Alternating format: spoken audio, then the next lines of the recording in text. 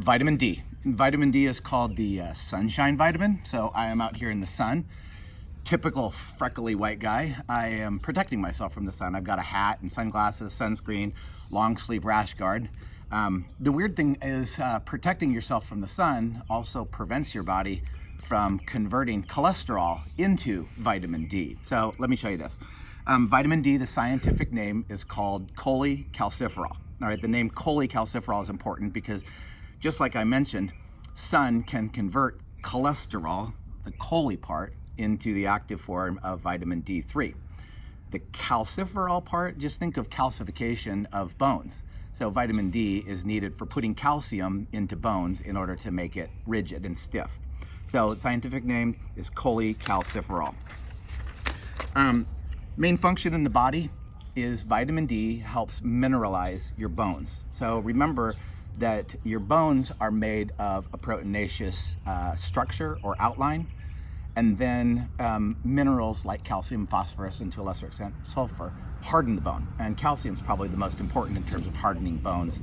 So vitamin D is needed for putting calcium into bones. So obviously if you don't get enough of this vitamin, you're not going to be able to put calcium into the bones. Sorry, my neighbor's Harley. Deficiency symptoms, so these all have to do with mineralization of bones. So if as a child you don't get enough vitamin D or calcium in your bones, then in children, that disease is called rickets. And rickets makes the bones less rigid, and probably the most notable symptom of rickets is bowed legs.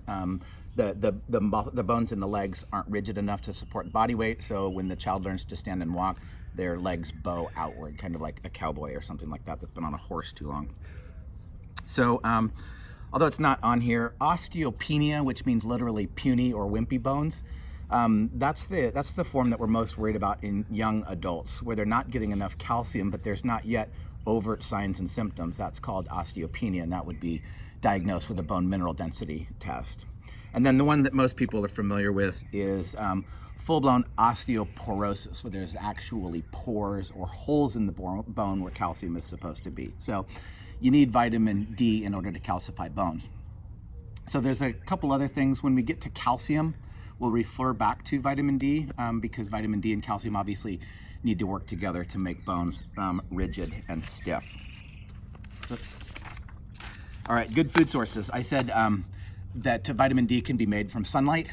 Obviously, sunlight's not a food, so you don't eat it unless you're a plant, and then I guess that's called photosynthesis. But good food source, vitamin D, dairy products. So a lot of times if you look at your milk container, it'll say vitamin A and D fortified, and that's the reason if they've taken fat out of a dairy product by making like low-fat milk or something like that, when you remove the fat, you remove the vitamin D. And the U.S. Department of Agriculture has recommended that vitamin D be put back into some of the foods in order that calcium that's in dairy products to mineralize bones. So good food source would be dairy products, as well as sunlight, but you don't want to get skin cancer.